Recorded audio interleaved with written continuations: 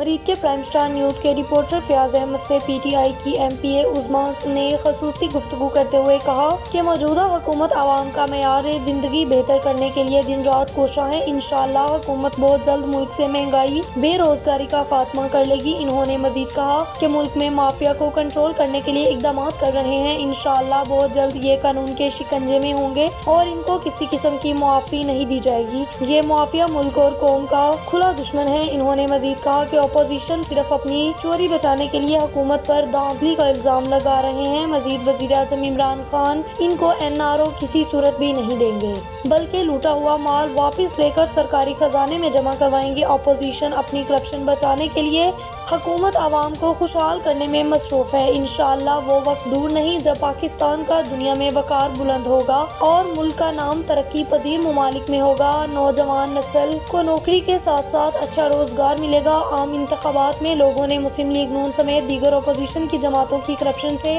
तंग आकर पाकिस्तान तहरीक इंसाफ को वोट दिया और अब अपोजिशन ने दिन रात रोना धोना शुरू कर दिया।